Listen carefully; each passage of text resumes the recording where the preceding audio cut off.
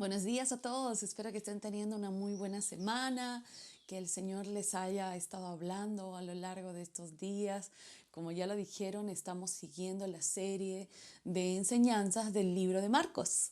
Y ahora estamos entrando al capítulo 11. La semana pasada estuvimos hablando acerca de la entrada triunfal y la forma, la estrategia que Jesús tuvo y la forma en la que nosotros también necesitamos aprender a ser estratégicos, especialmente cuando estamos entrando en tiempos donde somos asediados por el enemigo y cómo podemos llevar nuestra vida espiritual en medio de esas circunstancias. Ahora vamos a ir a Marcos capítulo 11 del 12 al 14 y vamos a saltarnos entre algunos versos siguientes. Así que vamos a empezar la lectura y luego vamos desglosando, ¿les parece? Si tienen sus Biblias a la mano, ábranlas en Marcos capítulo 11 del 12 al 14 y luego del 11 del 20 al 25. Dice: a la mañana siguiente, cuando salían de Betania, Jesús tuvo hambre. Vio que a cierta distancia había una higuera frondosa, así que se acercó para ver si encontraba higos. Pero solo tenía hojas, porque aún no había comenzado la temporada de higos.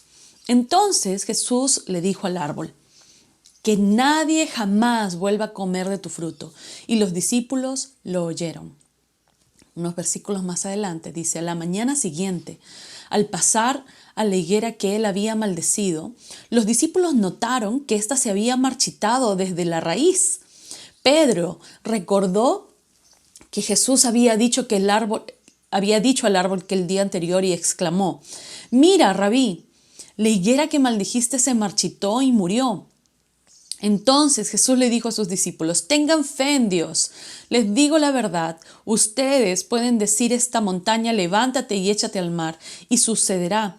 Pero deben creer de verdad que ocurrirá y que no tengan ninguna duda en el corazón. Les digo, ustedes pueden orar por cualquier cosa y si creen que la han recibido, será suya. Cuando estén orando, primero perdonen a todo aquel contra quien guarden rencor, para que su Padre que está en el cielo también les perdone a ustedes sus pecados. Ok, esta escena, algunas personas, no sé si les ha pasado cuando hemos llegado a este momento de Marcos, cuando se habla de esta higuera, nos suena como un poco misterioso. ¿Por qué Jesús está haciendo esto? ¿Qué tiene el Señor contra la higuera? ¿Qué tiene el Señor contra este arbolito? No le ha hecho nada, ¿cierto? Y acá hay una tremenda enseñanza y podríamos desglosar entre muchas vertientes acerca de lo que esta escena nos puede enseñar, pero voy a enfocarme en un par de puntos que me gustaría que juntos profundicemos en lo que el Señor quiere hablarnos en esta mañana. Así que para situarnos en nuestra historia, Jesús ya entró a Jerusalén, ¿cierto? La semana pasada hizo la entrada triunfal. Dice la Biblia que entrando a Jerusalén fue camino hacia el templo y observó todo lo que hacía allí. Marcos nos dice que ya estaban anocheciendo y que se fue a Betania, probablemente tal vez a la casa de Lázaro, de Marta, de María, donde pasó la noche. Dice, a la mañana siguiente, después de Betania, viene regresando nuevamente camino hacia Jerusalén y aquí se encuentra con esta higuera. Esta es la primera parte. Se encuentra con esta higuera. Dice, como lo acabamos de leer, era un árbol frondoso, tenía hojas grandes y Jesús al acercarse no encuentra fruto y la maldice. Cuando los discípulos vuelven de Jerusalén, se encuentran que esta higuera ya está seca. ¿Y por qué? ¿Qué es lo que está pasando aquí? Primero que Marcos nos sitúa esta historia entre que van de camino de Betania a Jerusalén. Acto seguido, Jesús se encuentra en el templo echando afuera a todos los mercaderes y recuerdan esta escena muy conocida, llamando a los religiosos que habían convertido la casa de su padre en una cueva de ladrones. Y acto seguido va Jesús regresando nuevamente y se encuentran con la higuera y les da esta última enseñanza. ¿Cuál era el propósito de todo esto? Es de las primeras veces que vemos al Señor usar su poder para destruir algo de una forma que pareciera destructiva. ¿Qué es lo que el Señor está queriendo enseñarnos aquí? El Señor estaba teniendo un mal día, ¿qué estaba pasando? En realidad, si vamos un poquito más profundo, la higuera es un símbolo y el Señor Jesús usaba mucha simbología para enseñarle a sus discípulos especialmente como la profundidad de sus enseñanzas y la profundidad de lo que Él vino a hacer, de su obra aquí en la tierra. Y la higuera es un símbolo acerca primero de Israel. A lo largo del Antiguo Testamento, el pueblo de Israel ha sido referido como una similitud acerca de la higuera. Hay varios versículos y quiero que leamos juntos. Oseas capítulo 9, versículo 10 dice: Cuando encontré a Israel, fue como hallar uvas en el desierto. Cuando vi a sus antepasados, fue como ver higos tiernos en la higuera. Fíjense, y hay varios versículos como estos que se refiere a la higuera como el pueblo de Israel. Es más, el profeta Jeremías en una visión vio dos cestos, un cesto lleno de higos buenos y otro cesto lleno de higos malos que no se podían comer. Y esto simbolizaba el pueblo de Judá que había sido deportado por Nabucodonosor en Babilonia, pero que unos habían permanecido fieles a Dios mientras otros no. Algunos se habían apartado de la voluntad de Dios. Y de hecho, lo que Jesús hace camino a Jerusalén con esta higuera que hace que se seque, es un poco de lo que podemos ver en Jeremías capítulo 8:13, que es como la profecía acerca del castigo que viene sobre Israel. Fíjense, Jeremías 8:13 dice: Cuando quiero cosechar, afirma el Señor, no encuentro uvas en la viña, ni hay higos en la higuera. Sus hojas están marchitas, voy pues a quitarles los que les he dado. ¿Se dan cuenta lo que está sucediendo aquí? Este simbolismo que Jesús está usando esta situación para enseñarles algo mucho más profundo. Esta maldición de Jesús sobre la higuera es el símbolo del juicio del Señor que vendrá sobre el pueblo de Israel y también vendrá sobre aquellos a quienes el Señor encuentra en su segunda venida. Ahorita vamos a entrar a eso. Una higuera lo expresa Marcos, dice, era una higuera frondosa, pero sin frutos. ¿Por qué Jesús buscó frutos en esta higuera cuando Marcos también lo describe? Dice, no eran tiempo de higos. Entonces parecería injusto, ¿cierto? Parecería injusto como, pero ¿por qué el Señor está buscando higos en una higuera cuando no es tiempo todavía de higos? No era el tiempo de la cosecha. Y nos podemos preguntar por qué. Y tratando de comprender hay algunos aspectos importantes. He estado investigando un poco acerca de los higos en estos días. Y hay un fruto más pequeño, más verdoso también, que tiene menos calorías, también menos azúcar. Y estos son como unos pequeños brotes, unos nódulos de higo que también son comestibles, que todavía no es el higo como nosotros lo conocemos, pero estos frutos salen antes de la primavera. Son como una señal de que este árbol, si lleva ya estos frutos antes de que llegue la primavera, es una señal que en realidad este árbol es fructífero, este árbol es fecundo. Entonces, por eso vemos al Señor que a pesar de que todavía no era tiempo de higos, Él estaba buscando frutos dentro de la higuera y no los encuentra porque no encuentra estos brotes que indican que ese árbol iba a ser fructífero. Está buscando esos brotes. El Señor sabe que todavía no es el tiempo de dar frutos, pero está buscando esta muestra de frutos. Está buscando esta señal que me diga, este árbol es fecundo, este árbol va a florecer, va a dar mucha cosecha. Así que cuando el Señor se encuentra frente a esta higuera llena de hojas grandes y frondosa, pero no encuentran estos pequeños higos comestibles, por decirlo así, se da cuenta de que no es nada más que hojas. Y esto, especialmente porque hago mención de este árbol y nos detenemos aquí, es porque este árbol es un símbolo que el Señor lo está usando para enseñarles una lección a sus discípulos. Es un símbolo de la religiosidad. Como ya lo hemos dicho, la higuera era un símbolo de Israel. Y el Señor ya lo había visto el día anterior cuando fue camino al templo.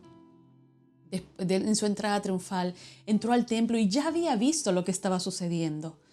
Aún así, al día siguiente vuelve a ir donde se encuentra también con estos mercaderes y se da cuenta que el pueblo de Israel y la religiosidad de este tiempo se había convertido como este árbol que se ve frondoso por fuera y pareciera que hay vida por fuera, pero en realidad no lleva fruto, no tiene alimento, no produce nada, simplemente está para ser visto. Y la religiosidad hace eso. La religiosidad es este comportamiento que nos lleva a querer lucir de una cierta forma cuando en realidad estamos vacíos por dentro. Y lo vemos aún en este mismo capítulo 11, versículo 17, Jesús entra al templo y miren lo que pasa. Dice, también les enseñaba con estas palabras, ¿no está escrito que mi casa será llamada casa de oración para todas las naciones? Pero ustedes, refiriéndose a los religiosos, a los mercaderes, la han convertido en cueva de ladrones. En cueva de ladrones. Y ahí es esta escena que ya conocemos, que el Señor se molesta y echa fuera a todos los mercaderes. En aquellos tiempos, todos estos rituales que se organizaban en el templo para esconder esta falta de verdadera espiritualidad, de un verdadero amor y fe al Señor. Incluso lo podemos ver desde el mismo pueblo. El día anterior, la gente en su entrada a Jesús a Jerusalén aclamando, Hosana, bendito el que viene en el nombre del Señor, y casi que proclamándolo el Mesías en Jerusalén. Y no mucho más adelante, unos cuantos días más adelante, vamos a encontrar a esta misma multitud gritando, crucifíquenle, crucifíquenle.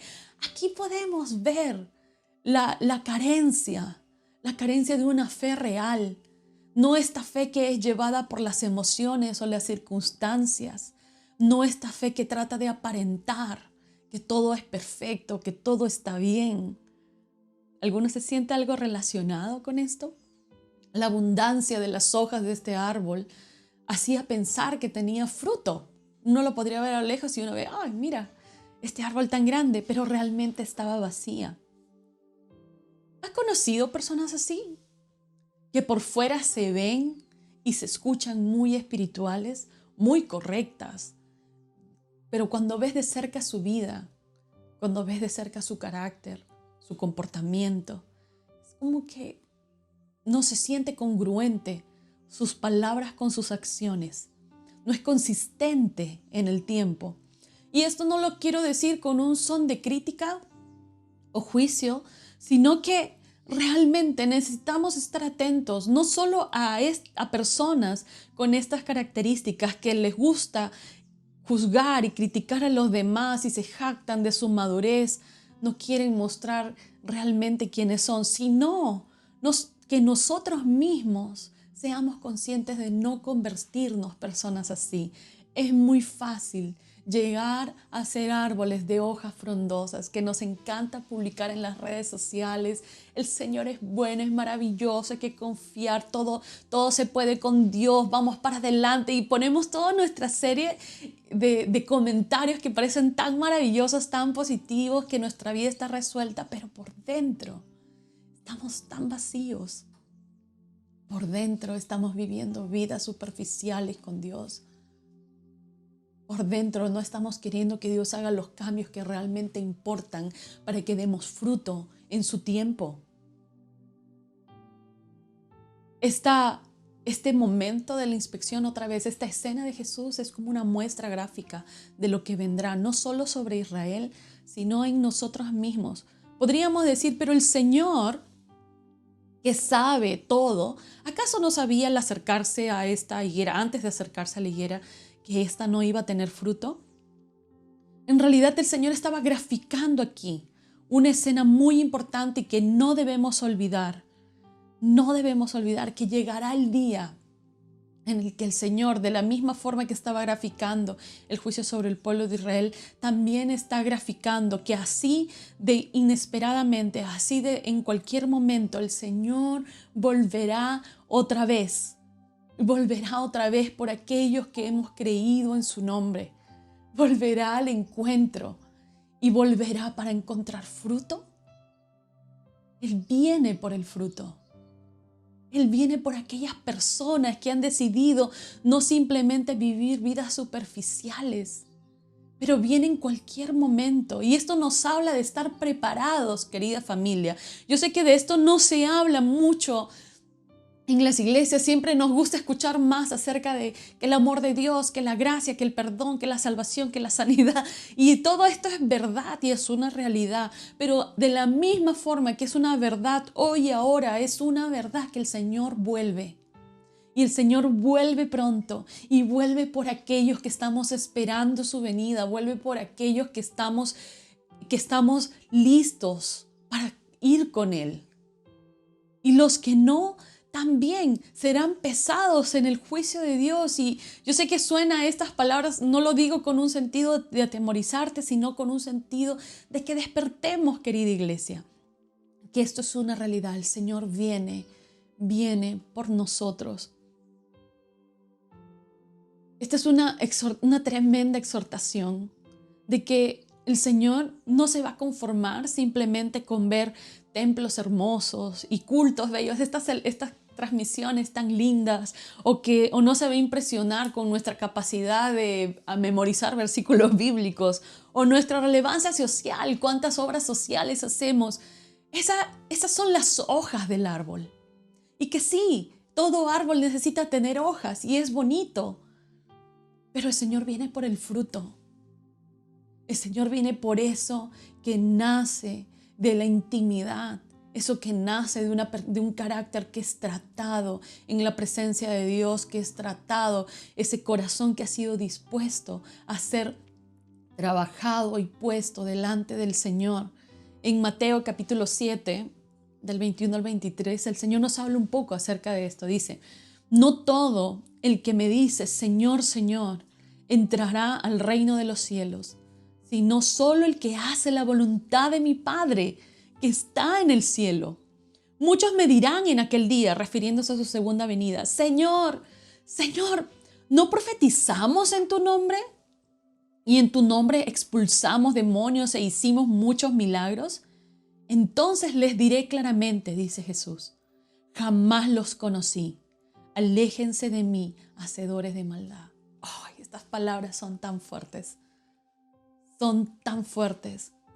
Porque acá no se está refiriendo a alguien que no sabía quién era Dios, sino todo lo contrario. Se está refiriendo a esos árboles frondosos que se han acostumbrado a solo tener hojas grandes, de mostrar la parte bonita, a esas personas que les gusta mostrar cuán proféticos, sanadores, milagrosos o cuán buenos predicadores, evangelistas son, pero en el corazón no llevan fruto.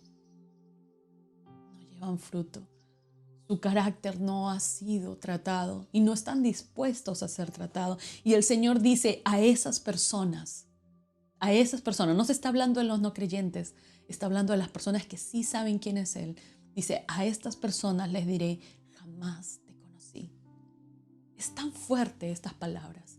Y cuando yo las leo, no puedo evitar pensar en mí misma y pensar como: Señor, por favor, guárdame y ayúdame a no ser una persona de la cual en algún momento se vuelva solo un árbol lleno de hojas. Que mi vida siempre sea puesta delante de tu altar para ser tratada. Porque yo no quiero llegar a ese día, porque sé que va a llegar ese día en el que el Señor vendrá. Y no quiero que llegue ese día y el Señor me mire y me diga: jamás te conocí, Keila. Sería tan triste, tan desgarrador para mí. El solo pensarlo me quiebra, de que podemos bautizarnos, ser miembros de una iglesia, recibir la Santa Cena, participar de todas las prácticas cristianas posibles, pero cuando no hay fruto del Espíritu Santo en nuestra vida, entonces somos simplemente ese árbol lleno de hojas, que no ofrece nada, que no ha producido nada. Mateo capítulo 7:16 nos lo dice. Jesús lo vuelve a repetir: por sus frutos los conocerán. Es decir, por la manera en la que se comportan. ¿Acaso puedes recoger uva de los espinos o higos de los cardos? Imagina, otra vez, la forma en la que se comportan, allí está el fruto, ahí está la carnecita, el Señor viene por eso. Y si ustedes nos damos cuenta en esta gráfica del Señor viniendo a buscar frutos en un tiempo que Él sabía que no era todavía tiempo de cosecha. Y el Señor sabe que muchas veces todavía no estamos dando de ese tipo de frutos que uno quisiera, todavía nuestra vida no está resuelta por completo, pero sí está esperando ver muestras de que ya está creciendo algo en nuestra vida. El Señor, como les contaba, estaba buscando ese pequeño brote de higo que también es comestible, que es una muestra de que este fruto, de que ese árbol era fecundo. Aunque todavía no estamos en tiempo de cosecha, aunque todavía nuestra vida no está resuelta, muchas cosas seguimos trabajando, pero el Señor está buscando esa muestra de fruto en tu vida y va a venir por esa clase de fruto. Gálatas capítulo 5, 22-23 nos dice qué tipo de fruto es este. Dice, en cambio, la clase de fruto que el Espíritu Santo produce en nuestra vida es amor, alegría, gozo, paz, paciencia, gentileza, bondad, fidelidad, humildad, control propio. No existen leyes contra estas cosas. El fruto es un distintivo de que uno es discípulo del Señor. Aquel que no lleva fruto en su vida es como el Señor lo dijo hace unos versículos anteriores. Dice, no te conozco, hacedor de maldad. Eres una persona vacía, yo no sé quién eres. Porque nos reconoce por el fruto. Cuando Él ve en nosotros esta clase de fruto que solo nace del corazón que una persona que ha evidenciado una relación profunda con el Señor, que está buscando, que sí, todavía cojea de cosas, que sí, todavía está luchando con sus propias fallas y sus temores y cosas que está dejando, pero está buscando dar fruto. Está buscando de la presencia de Dios, está luchando aún contra esta naturaleza que el pecado hace que aflore en nuestras vidas. Y Gálatas, en este mismo capítulo, nos vuelve a hablar Pablo más acerca de esto. Dice, está muy claro que las cosas que hace nuestra naturaleza pecaminosa son la inmoralidad sexual, la impureza, el descontrol, la idolatría, participar en brujerías, odio, discordia, celos, iras, rivalidades, peleas, divisiones, envidia, borrachera, parrandas y otras cosas parecidas. Ya les advertí contra eso y ahora les vuelvo a decir lo mismo. Fíjense esta advertencia, que todos los que hacen eso no tendrán parte en el reino de Dios. Una tremenda advertencia. ¿Cómo entonces damos fruto? ¿Cómo? ¿No estoy haciendo lo suficiente? Podríamos preguntarnos, ¿acaso no es suficiente con conectarme los domingos? ¿Acaso no es suficiente con la forma en cómo nos exponemos a crecer? Es conectándonos, no simplemente, y no me refiero a una conexión de internet, sino conectándonos en el corazón con una búsqueda sincera de encontrarse con Dios, de que la palabra de Dios nos transforme, realmente nos transforme. No sirve de nada colocar la transmisión y dejarla de fondo, de sonido de fondo, mientras yo hago cualquier cosa y no estoy escuchando lo que Dios me quiere decir en esta mañana. Cada devocional, cada noche de oración, cada grupo de conexión, cada grupo de discipulado, no son un relleno de contenido de Facebook. No es un relleno de entretenimiento, son oportunidades, querida familia, para crecer. Y perdónenme si estoy teniendo si es que se siente un poco como regaño, pero es una reflexión que necesitamos profundizar y despertar a ello. Que el Señor viene en cualquier momento y en la forma en la que estás hoy te encontrará y podrá decirte, ven, entra al gozo de tu Señor, o te mirará y te dirá, yo no te conozco. Analiza un poco cuál es tu corazón en este momento. ¿Hacia dónde estás yendo? Le tengo que reconocer que esto mismo me dejó a mí también meditando en esto, acerca del tipo de persona que soy. Y no puedo negar que cuando menos tiempo paso en la presencia de Dios, cuando menos tiempo lo busco, cuando dejo de leer la Biblia, cuando dejo de adorar, cuando dejo de congregar, dejo de buscar tiempos con Dios, aflora toda esa Keila que nadie quiere conocer. Aflora esa Keila pesada, esa Keila criticona, irritable, impaciente. Yo sé que esa es mi naturaleza humana. Y yo, por mi propia capacidad, no puedo, no tengo la capacidad de hacerme mejor a mí misma. No importa cuánta meditación te ofrezcan en el mundo, cuánta terapia, autodisciplina, todas las modificaciones. Podría tener ciertas modificaciones de conducta, tal vez mejoraré la forma de procesar ciertas emociones, pero todo esto va a ser temporal y superficial, porque el único que es capaz de hacer cambios verdaderos y eternos en el corazón es el Señor, aquel que te creó. Y cuando más tiempo pasas cerca a Él, cuando más te empeñas en conocerlo de una forma verdadera, de una forma sincera, es cuando realmente el fruto empieza a germinar en nuestra vida, a crecer en nuestras vidas. Cuando no solo escuchamos un consejo, sino buscamos aplicarlo. Cuando dejamos de poner excusas al Señor para no hacer su voluntad. No, es que no puedo, no.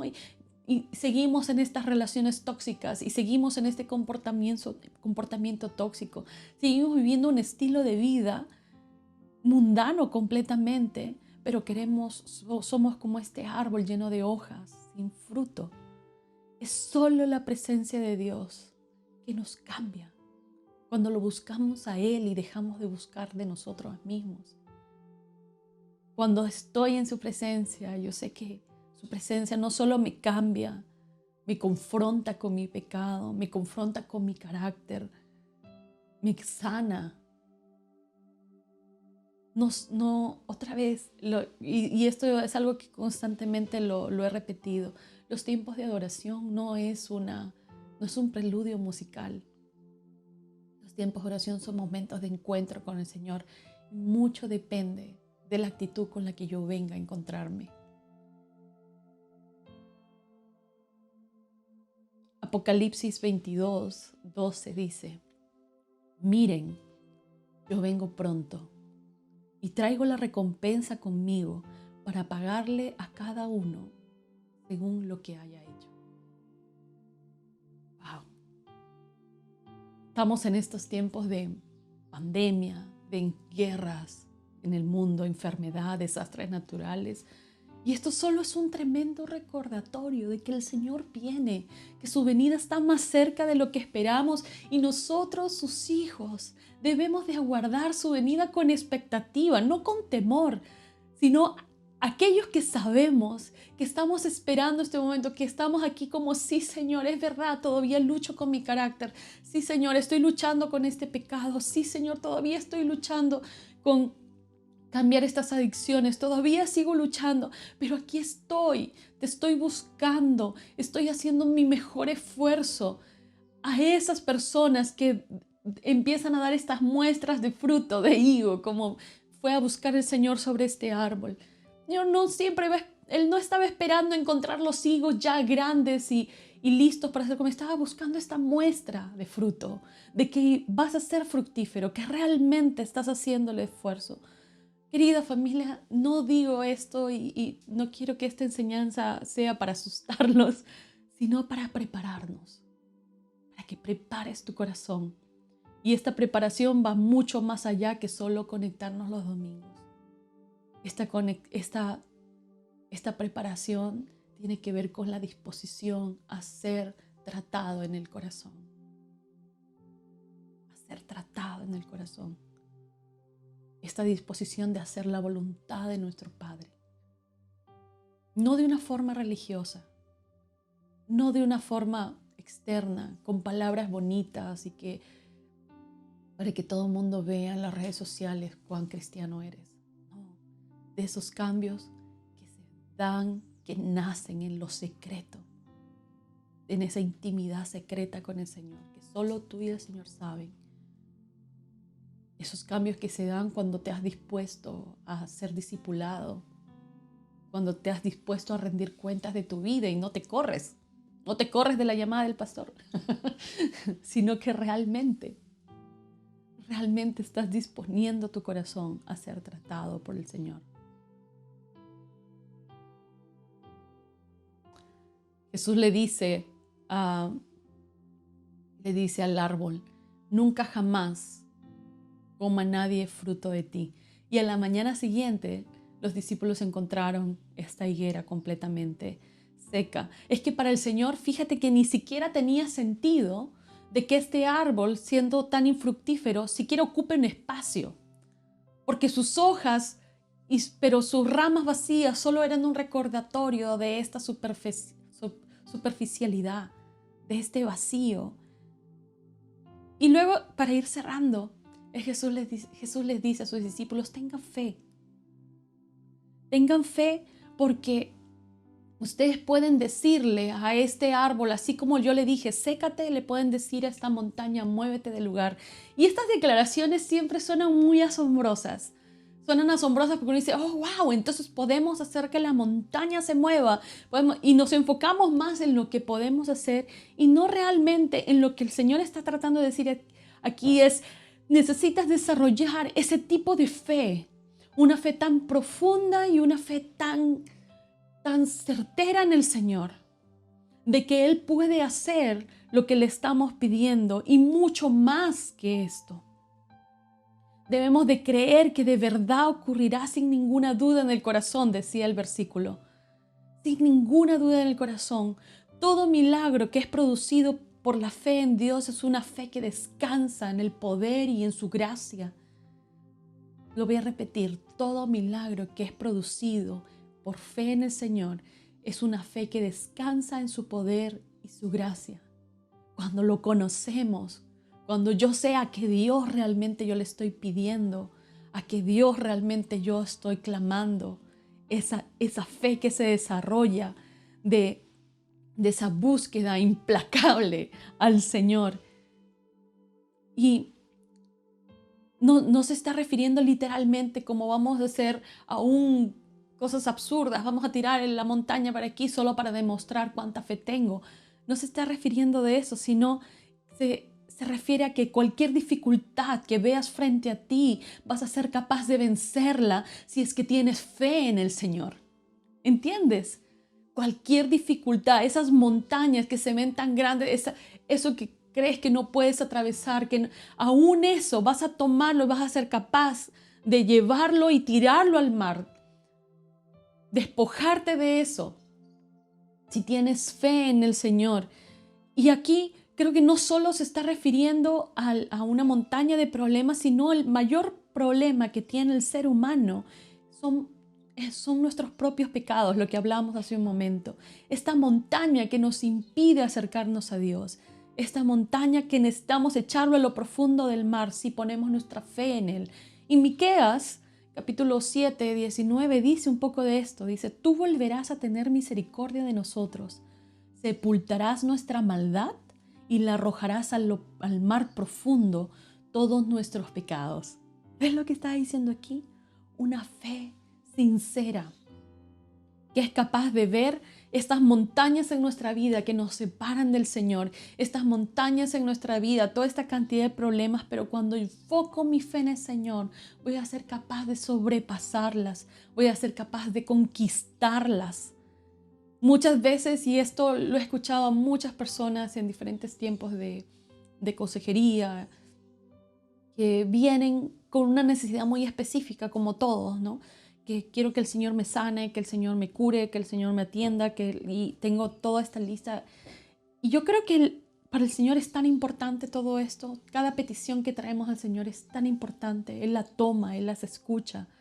Pero ¿sabes para Él que es mucho más importante? Trabajar sobre tu corazón. Y muchas veces, antes de ver todo esto que estamos buscando, esa montaña que tú ves aquí y que tú dices, eso quiero conquistar, esa economía que necesito conquistar, esa situación familiar que necesito conquistar, esos problemas de salud que necesito conquistar. Y veo mis montañas, pero el Señor dice, yo estoy viendo esta montaña que es mucho más importante, que necesitas conquistar. Es tu carácter, es tu corazón. Es ese fruto que todavía no estás dando. Y allí es donde necesitamos poner nuestra fe en el Señor. Vamos a conquistarlo. Si pones tu fe en el Señor, vas a conquistarlo. No vas a poder hacerlo solo, esto es una realidad. Y para eso tenemos el cuerpo de Cristo, para animarnos mutuamente, para apoyarnos mutuamente, para estar allí el uno al otro, para levantarnos los brazos cuando nos sentimos cansados. Estamos a tiempo, familia. Antes de que el Señor venga, preparemos el corazón. Él viene pronto, viene por su iglesia, viene por sus hijos, que nos encuentre haciendo su obra, sí, pero con el corazón correcto. Que no seamos más frutos, no seamos más árboles solo de hojas. Y es más, si tienes personas como estas, de árboles llenos de hojas en tu vida, necesitas empezar a arrimarte más a personas que den fruto, que te enseñen a dar fruto en tu vida, fruto de carácter, fruto de corazón, ese fruto del Espíritu que nuevamente nace de estar en la presencia de Dios, nace de tener un corazón enseñable, de tener un corazón dispuesto a ser transformado, nace de un corazón humilde y sencillo para aprender, para escuchar. Quiero invitarte a que hoy sea esta mañana en el que pongamos todas estas cosas delante del Señor y le digamos: Señor, aquí estoy. Señor, aquí estoy. Mírame. Mira, Señor, mi necesidad, que te necesito. No lo que tú me puedes dar, sino te necesito a ti, Señor. Necesito que sigas transformando mi vida. Necesito que sigas transformando mi carácter. Que sigas moldeándome, Señor. No es suficiente. No quiero conformarme con lo que hasta aquí creo haber logrado. Quiero más de ti, Señor. Y todo lo que tú tienes para hacer, para moldear en mi vida, hazlo, Señor. Cámbialo, sacúdelo, remuévelo de mi vida, Señor. Espíritu Santo, ven sobre tu iglesia esta mañana. Ven sobre tu iglesia esta mañana y santifícala, Señor. Santifícala. Padre, lloro por cualquier persona que esta mañana está llevando esta carga de pecados ocultos en su vida. De pecados de adulterio, de fornicación, de impurezas sexuales, de mentira. Personas que tienen hábito de engañar. Todas estas personas cualquier persona que hoy está luchando con todo tipo de pecado en su vida, Señor.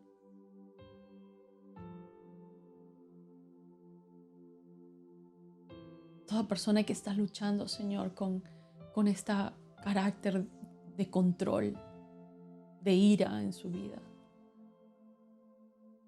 Ven, Espíritu Santo, reposa sobre todos los que hoy estamos aquí buscándote, de verdad que te anhelamos. Señor, no queremos que pase un día más en el que no nos encuentres a nosotros realmente buscando dar fruto. Muestras de que somos un árbol que da buen fruto, Señor. Que no llegue el día de tu venida, Señor. Que no llegue ese día y nos encuentres desprevenidos. Si no queremos estar aquí y decirte: aquí estamos, Señor. Estamos listos. Estoy lista. Estoy lista, Señor.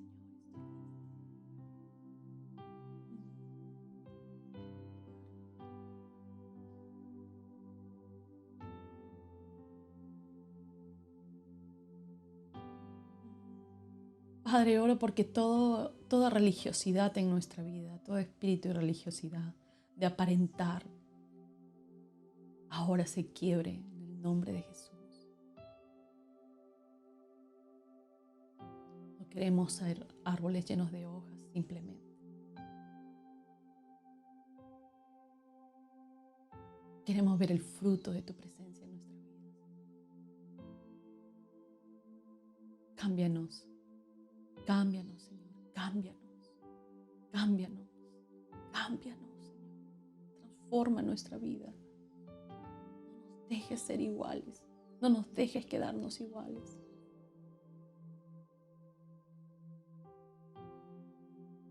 Gracias, Señor.